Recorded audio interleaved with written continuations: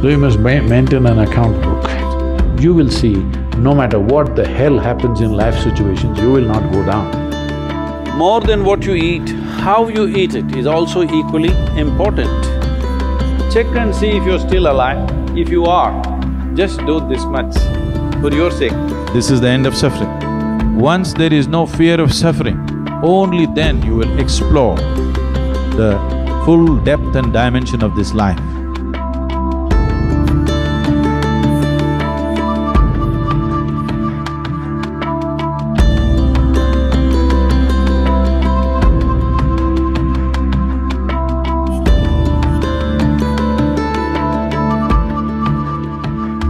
Outside challenges are many. There are many things in the world.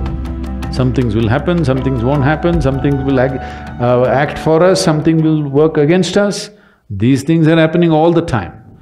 But am I functioning for myself or am I functioning against myself? Within this, is my life little more exuberant, little more better, little more joyful, little more peaceful? You just measure this every day. So you must maintain an account book. Yes, you're doing business, how do you know whether you're progressing? Only one who keeps accounts knows whether he is making money or going down, isn't it so? Similarly, you must maintain an account. You just see, let's say yesterday you were joyful 5 times in the day. Today if you're 6, you're better. Tomorrow if you're 7, you're better. But day after tomorrow if you're 3, you're worse. How many moments of joy do you have? Why I'm talking about joy is we are not using joy as a goal. Joy is a measure. Joy means you're at ease. Joy means you become more of life than being a mental mess, isn't it? Joy does not mean that you attain to something. Joy simply means life has come to ease, you're not messing yourself up. Spend 5 minutes, have I been better today than yesterday? Has my day been better? Every day, if you keep accounts, you will see, no matter what the hell happens in life situations, you will not go down.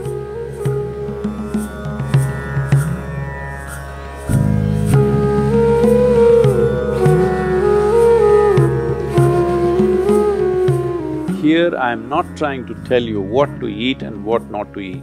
You eat whatever you want. But being a human being, the most important thing is that you do it consciously.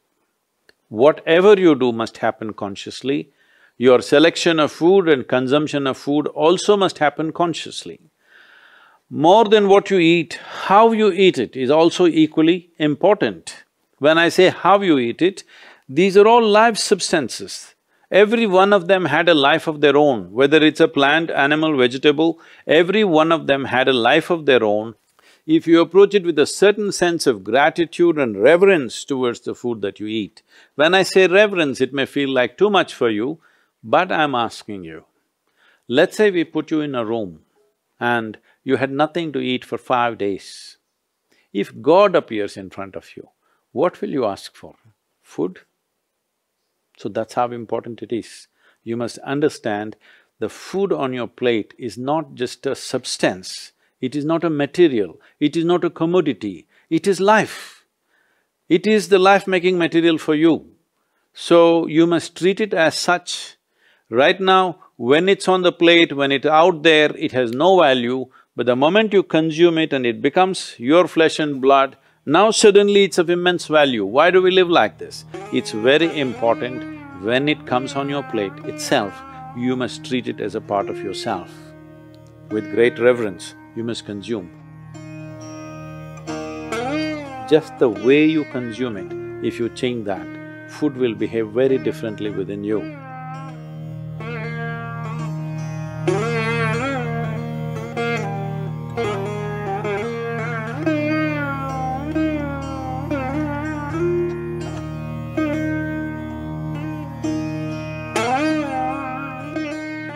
The soil that you walk upon has a certain sense of intelligence and memory. So even if you happen to live in a concrete jungle, it is important to keep in touch with the earth upon which you live. create ways for yourself to somehow remain in touch with the soil or the earth upon which you live, that part of the earth.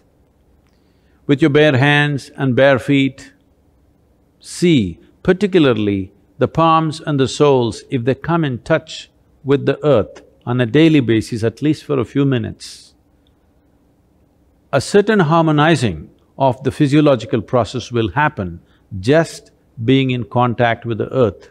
If you spend at least a few minutes in your garden, barefooted, touching plants or trees, because this is the basis of your life. All life, yours and every other creature, has come out of this earth. Stay in touch with it and harmonize your system.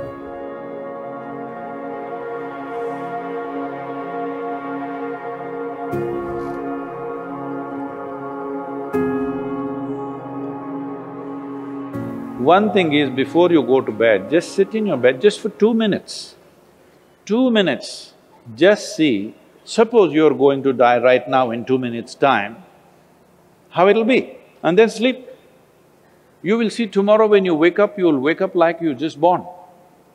If you go to sleep with this awareness, you will wake up with a completely new dimension of energy within you. Suppose you wake up tomorrow.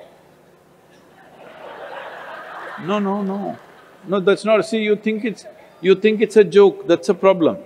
Every day, nearly 300,000 people don't wake up tomorrow.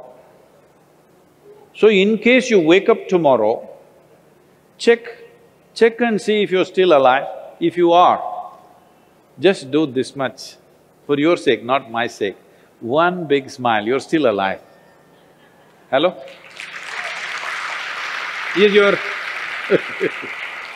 Is your life worth this much?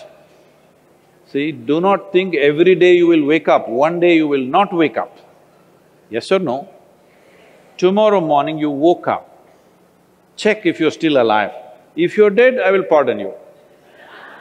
If you're alive, one big smile. Then if 300,000 people die on the planet, maybe 3 to 5 million people would have lost somebody who's dear to them. So just check those 4 or 5 people who matter to you in your life, all of them still alive. One more smile. Hello? And you looked at the watch, it's 7 o'clock and you're still alive. One more smile. Hello? From now on you must do this every time you look at the time. If you're alive, you must smile, because this is the greatest thing happening to you.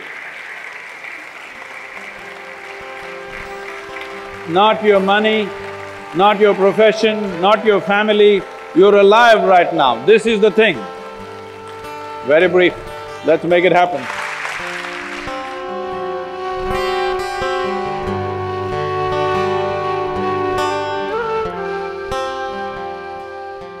Your ability to live well on this planet is essentially how well you can harness this body and this mind.